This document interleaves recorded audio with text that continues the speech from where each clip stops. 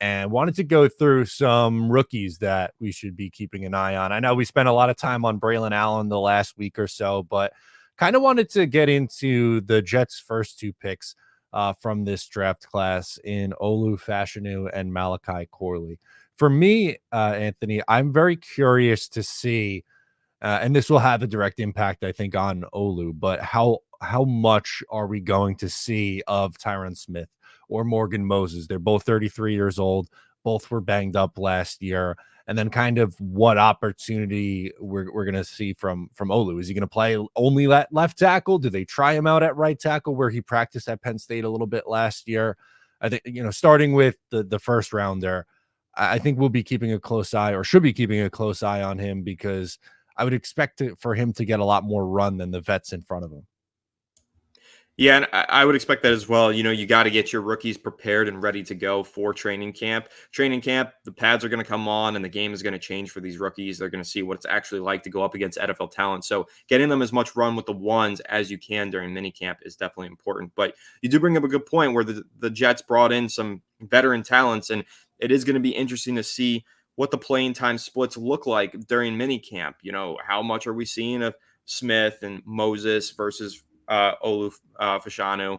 I always say the last name wrong. For some reason, I just can't say Fashanu. Is that how you say it? Fashanu, apparently. Fashanu. Yeah. See, it always messes me up. But I think we're going to see plenty of him. It's going to be a really important time for the Jets to kind of iron out what their depth chart looks like. Obviously, that gets solidified during training camp, but now is a good time to get these guys acclimated to the pro game and see what they have and get them prepared for training camp. And also, too, like, if Olu is running with the ones, theoretically, you should be going up against some pretty good competition on what's expected to be a very good defensive line. So I kind of like, for these young guys, the early tests that they're going to get. And granted, like, it's minicamp. They're not going 100%. Like, they're just trying to get up to speed. But I do think it's a good barometer for some of these younger guys that they're going up against. What should be, at least on paper, one of the better defenses in the NFL, and more specifically one of the better defensive lines. Yeah, absolutely. And again, I think a lot of that stuff, it becomes more important in training camp once the pads do come on and they can really start hitting each other and getting a feel for the strength of one another. But there is something to be said about iron sharpening iron.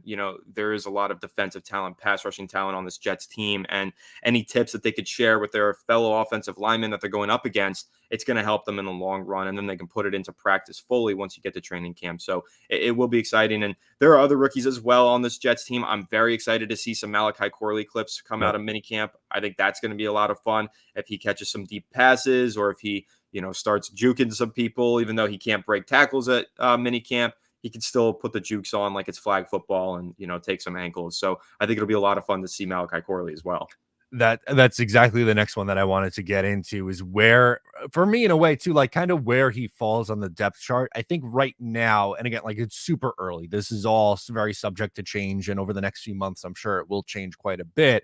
But I think it looks like, at least in OTAs, Xavier Gipson was getting a little bit of more of a look in the slot with the ones than Malachi Corley. So if he is running with the ones or the twos, and then what kind of performances he's putting out there. And again, like you said, it's not like he's going to be out there breaking tackles, but on the flip side of the coin, like, in the last 2 weeks, all we heard was about, like, Allen Lazard dropping passes. And, if Malachi Corley has a couple frustrating days in a row where he's dropping passes, or doesn't look like he's on the same page with Rodgers or Tyrod Taylor, then obviously that's not great. But we could see, him maybe get a connection with Rodgers, who, as we know, after Malachi Corley was drafted, kind of wanted to take under his wing a little bit.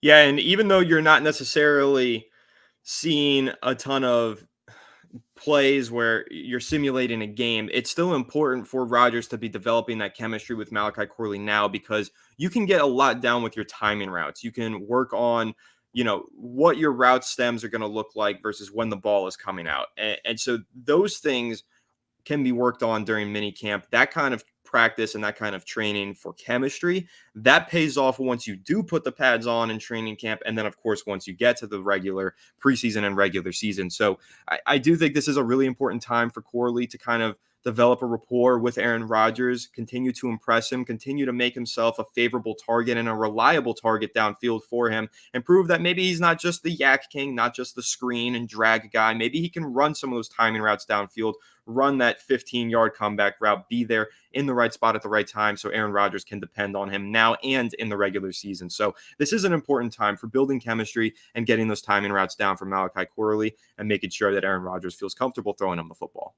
That's such a spot on point to bring up because a lot of people, they like to put down performances in OTAs or mini camp and say, oh, they don't have the pads on yet and stuff like that. And some of that is absolutely true. I don't want to go too far off the reservation here talking about that it's going to be unbelievable seasons for every single guy on the roster, but something that is very important that takes place right now in OTAs and mini camps.